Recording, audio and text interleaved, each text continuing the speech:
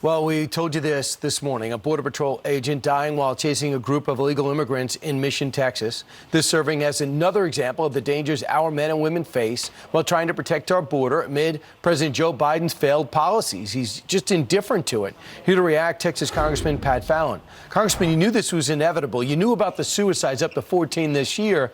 And now we lose this 28-year-old. Oh, it's absolutely tragic. And, we're supposed to be supporting all of our law enforcement, and Joe Biden's just turned a blind eye. This is a sixth Border Patrol agent we've lost this year, and it's just devastating. So having said that, nothing's going to change. The president feels like he did good in the midterms. What price did he pay for that? He's going to go to Mexico next month and probably bring up everything but the border. And he said that, Brian. He said he's not going to change anything. So let's look at the tail of the tape. There were 234,000 illegal border crossings in April. That was the worst month on record.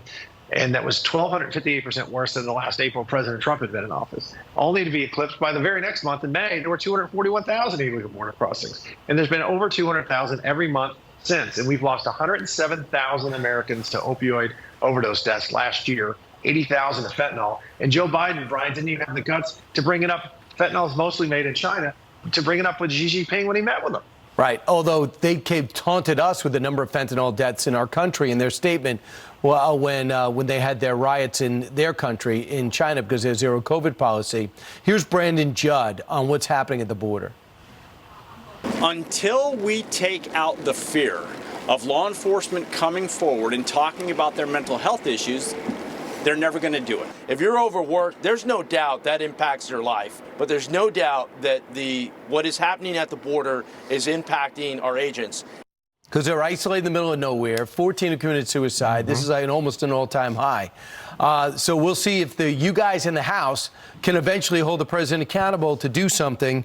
It shouldn't happen to be. Meanwhile, I want to talk about something else I know is important to you and certainly to me and those who serve, and that is the vaccine mandate. What have you done in the House to maybe override with the president's demanding of our military, and that is everyone get vaccinated or you're tossed out? Well, Brian, as a veteran myself, this has been a very important issue.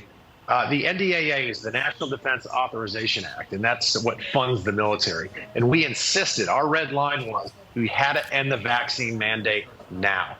Not next year, not maybe, but now. And this also encourages reinstatement for the 8,000 military members that were thrown out because they wouldn't take an experimental vaccine.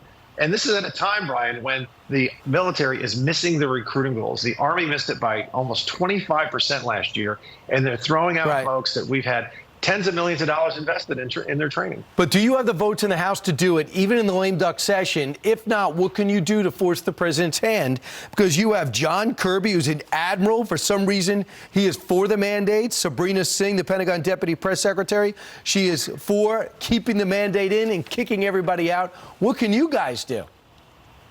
Well, we don't have a military funded unless we pass the NDAA. So we had the votes last year. There were only about, I believe, if memory serves, about 60 no votes. So on the vaccine issue, I think you're not going to get that many Democrats voting only because of that. But, here's another stat, Brian.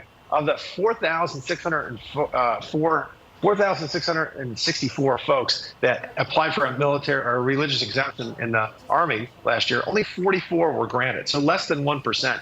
And then in the Navy, I don't believe there was any that were granted. So it's they really aren't looking at. They're making it mandatory regardless, even if you have deeply held religious beliefs. Really, as a 4-shot or 5-shot Fauci tests positive, and then the therapeutics didn't work. Same thing with the president. If they do this, then they're going to get a variant every other month because we're already 4 variants behind. How could you put these men and women through it who are in the prime of their lives and conceivably in the best shape of their lives?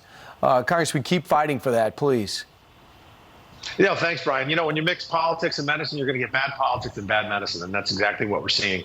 It's politics over military readiness. You can't get in the majority fast enough. Congressman Pat Fallon, thank you. Amen. All right, 25 Thanks, minutes. Brian. God bless.